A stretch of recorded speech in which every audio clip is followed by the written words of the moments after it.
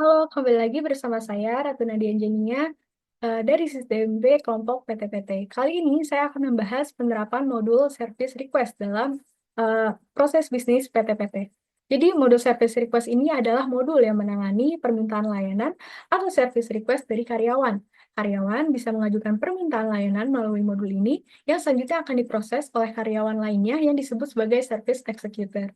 Nah, selama proses permintaan layanan berlangsung, karyawan yang mengajukan dapat melihat status dari permintaan layanan ini. Nah, berikutnya ada skenario modul service request.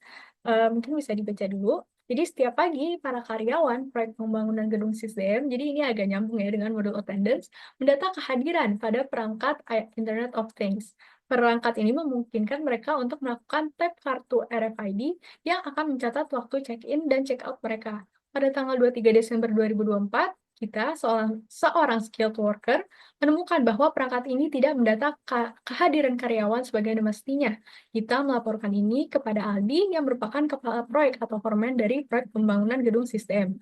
Aldi teringat bahwa beberapa waktu yang lalu ia membaca pengumuman, jadi nyambung juga dengan model announcement dari Departemen HR bahwa karyawan sekarang dapat mengajukan service request, terutama terkait masalah teknis IT, melalui modul service request di server Odoo PT-PT. Dengan demikian, Aldi segera mengajukan permintaan layanan ke Departemen IT Support melalui modul tersebut. Nah, setelah Nisa, seorang IT manager menerima permintaan layanan Aldi, ia mengamati dan mempertimbangkan masalah dan solusinya. Ia pun akhirnya menugaskan Kiki sebagai IT technician untuk memperbaiki perangkat IoT pendata presensi yang rusak tersebut. Kiki segera menuju ke lokasi dan memperbaiki perangkat IoT. Setelah Kiki mengonfirmasi dan melaporkan bahwa perangkat IoT telah berfungsi dengan baik kembali, Nisa mengubah status permintaan layanan Aldi menjadi check. Karena Aldi sudah memastikan bahwa perangkat IoT tidak bermasalah lagi, ia menyetujui permintaan layanan sehingga status permintaan layanan berubah menjadi approve. Nah, di sini ada langkah-langkah yang akan dijelaskan pada dokumentasi skenario atau hands-on-nya. Lalu di sini ada proses bisnisnya, jadi ada 3 aktor, yaitu karyawan yang mengajukan service request, IT manager, dan service executor. Yang pertama, karyawan akan login ke sistem Odoo, lalu mengakses modul service request, lalu mengajukan service request atau permintaan layanan. Setelah itu, IT manager akan melihat rincian permintaan layanannya dan menugaskan service executor. Lalu service executor akan menerima informasi penugasan dan melakukan layanan yang diminta. Lalu karyawan akan menerima layanan dan karena karyawan sudah menerima layanan, Nisa sebagai IT manager akan menandai permintaan layanan sebagai check atau sudah di-solve. Nah, karyawan selanjutnya dapat memutuskan apakah layanan yang diterima memuaskan, apakah mengatasi isu yang ia laporkan, yang ia ajukan atau minta diatasi. Jika ya, maka ia akan mengubah state permintaan layanan sebagai approve, tapi jika tidak, ia akan mengubah state permintaan layanan sebagai reject. Oke, lebih jelasnya ada di dokumentasi sini. Kita akan mengecek dulu pertama, apakah modul service request telah terinstall dan teraktivasi. Jadi pertama kita akan login sebagai administrator, lalu kita mengakses modul apps. Setelah itu kita akan mencari modul service request. Oke, di sini sudah terlihat bahwa modulnya sudah terinstall. Lalu berikutnya kita sebagai administrator akan mengatur hak akses Nita dan Kiki, IT Manager dan IT Technician di bagian service sebagai service executor dan inventory sebagai administrator. Jadi kita ke settings, lalu kita ke manage users, dan kita ke Nisa dan Kiki. Jadi untuk Nisa sendiri sama sebenarnya dengan Kiki, di mana ia service diatur sebagai service executor dan inventory diatur sebagai administrator. Sementara itu Kiki juga sama, di sini service sebagai service executor dan inventory sebagai administrator. Lalu berikutnya kita akan mendemonstrasikan bagaimana service request ini digunakan oleh karyawan. Jadi kita akan login sebagai Aldi yang melaporkan bahwa perangkat IoT yang mendata kehadiran itu rusak. Di sini Aldi akan mengakses modul employees, lalu ia akan pergi ke menu services, di mana ada request service. Nah, di sini ada, oke. Di sini Aldi akan mengajukan dengan menggunakan tombol new di sini, dan akan ada beberapa field yang perlu diisi, yaitu alasan for service, employee siapa yang mengajukan permintaannya, type of service-nya seperti apa, apakah repair, apakah hanya mengupdate, apakah hanya memeriksa, apakah mengganti, dan sebagainya. Lalu ini ada itemnya, apa yang mau diproses atau diselesaikan isunya. Lalu ada date, tanggal pengajuan pengajuan permintaan layanannya. Dan di sini ada service executor yang akan di-assign nanti oleh IT manager. Jadi di sini sudah dibuat service request oleh Aldi, di mana reason for service-nya adalah system failure, dan type of service-nya adalah repair. Dan di sini item yang perlu diperbaiki adalah RFID attendance system yang dimiliki di lokasi 2.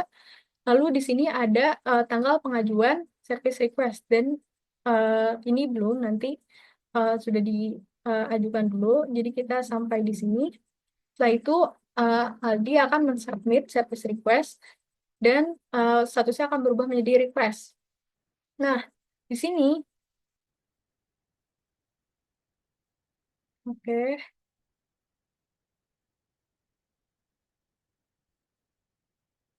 sini Nisa akan melihat service request yang telah diajukan oleh Aldi.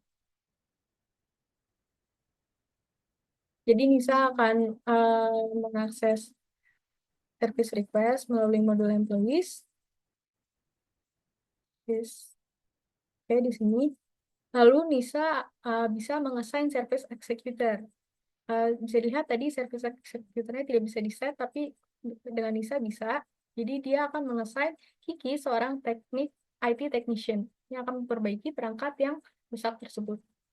Nah, di sini Nisa mengassign Kiki, lalu ia akan menggunakan tombol assign, dan statusnya akan berubah menjadi assign. Nah, lalu berikutnya, karena uh, di skenario Aldi telah memperbaiki perangkat IoT-nya, maka Nisa akan mengubah status menjadi cek. Dengan cara pergi ke service execution, lalu menekan request yang sesuai, dan ia akan menekan tombol cek. Di sini sudah ditekan, jadi tidak ada. Di sini harusnya ada tombol cek. Ya, oke, jadi sudah dicek dan statusnya berubah menjadi cek. Lalu berikutnya, karena permintaan layanan telah teratasi dan telah selesai, maka Aldi akan menekan tombol approve karena dia menganggap isunya telah diselesaikan dengan baik. Jadi Aldi akan login ke sistem Odoo, lalu ia akan mengakses service request yang telah ia ajukan, dan dia akan menekan tombol approve. Jadi harusnya di sini ada tombol approve, lalu statusnya berubah dari check ke approve. Kemudian berikutnya, Nisa bisa memeriksa laporan service request pada hari itu dengan menavigasi ke laman service reporting yang dapat difilter sesuai kebutuhan. Oke. Nisa ya, jadi kita akan lakukan sebagai Nisa. Sebagai Nisa. Oke, jadi login sebagai Nisa, lalu kita akses service request dan service reporting. Kita akses service reporting. Sini kita bisa melihat, memilih apa saja yang mau dilihat laporannya. Misalnya saya melihat created by, siapa yang merequest, lalu kita bisa melihat mungkin reason for service-nya apa, system failure. Lalu kita juga bisa melihat uh, siapa service executor-nya, dan seterusnya. Di sini juga sama, dia bisa. Kita juga bisa melihat state-nya apa, sudah approve, sini reject. Artinya layanannya tidak memuaskan, dan di sini juga ada year-nya. Oke, di sini ada tanggal berapa service diajukan. Oke, sekian penjelasan modul service request. Terima kasih telah mendengarkan. Assalamualaikum warahmatullahi wabarakatuh.